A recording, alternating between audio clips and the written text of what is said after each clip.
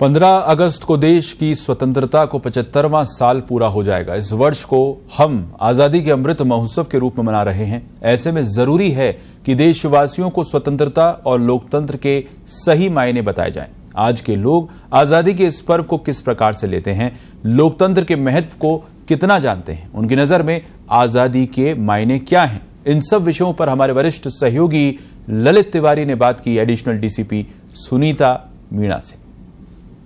सरकार की ओर से आज़ादी का 75वां अमृत महोत्सव मनाया जा रहा है और इस दौरान आज़ादी के हमारे लिए क्या मायने रहे, उनकी कितनी कीमत रही, आज हम बात करेंगे एडिशनल डीसीपी सुनीता मीणा जी से और जानेंगे कि इस अमृत महोत्सव में आज़ादी के क्या मायने हैं।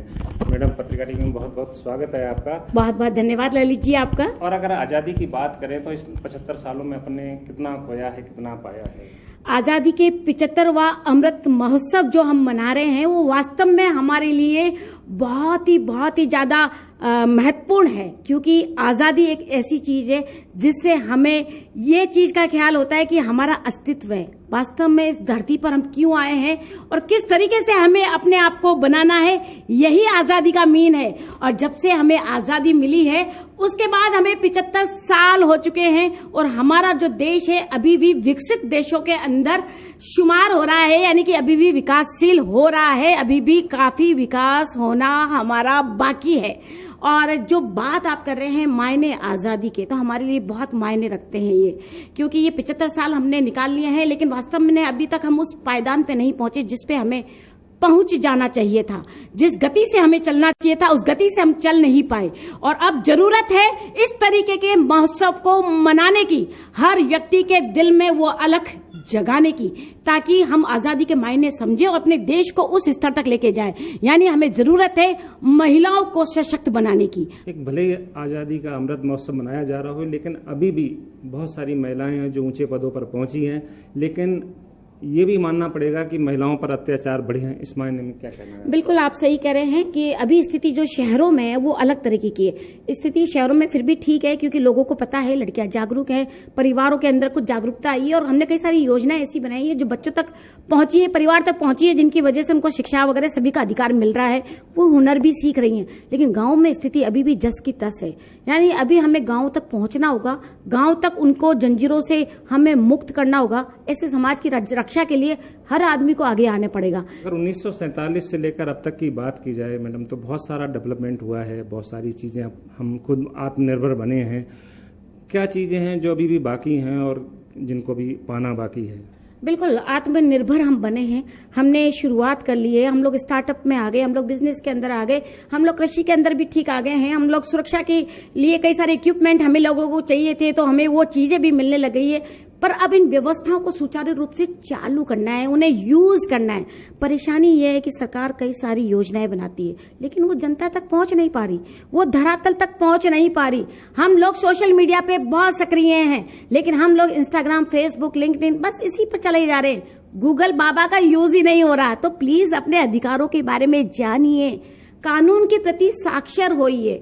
भले ही हमें आज़ादी अभी मिल गई हो मैडम, लेकिन अभी भी कई चीज़ों से आज़ादी बाकी है, महंगाई से आज़ादी बाकी है, भुखमरी से आज़ादी बाकी है, बेरोजगारी से। तो इन सब चीज़ों को किस तरह से देखते हैं आप? बिल्कुल आपने सही कहा कि अभी बेरोजगारी है, भूखमरी है, महंगाई है, ये सभी चीजें एक दूसरे से लिंक है। आप ये भी सोचिए कि हम सब लोग इस परिस्थिति में क्यों हैं। अपन अपने ऊपर लें, अपने परिवार पे लें कि मेरा परिवार विकास क्यों नहीं कर पा रहा। जब तक आप खुद विकास नहीं करोगे, आपका परिवार विकास नहीं करेगा, आप देश की बात नहीं सोच सकते। तो विकास होना चाहिए आपसे, विकास होना चाहिए आपके परिवार से, आपके जिले से, आपके राज्य से, तो फिर भारत विकास करेगा। और इस सबके लिए हमें हर परिवार का आगे आना बहुत जरूरी है। मैडम, आज़ादी की बात हो और कश्मीर की बात नहीं हो, ये संभव नहीं। आज देखा जाए तो कश्मीर के हर घर में तिरंगा लहरा रहा है, तो इस पे क्या कहेंगे? मैं बिल्कुल आपको ये कहना चाहूंगी कि ये बहुत अच्छी जो पहल है कि हर घर में तिरंगा, जहां मन में कहीं डर था वो डर निकल गया। इससे बढ़िया चीज क्या हो सकती है? दुनिया में सबसे बड़ी चीज यही है कि जो डर गया वो मर गया और डर के आगे जीत है।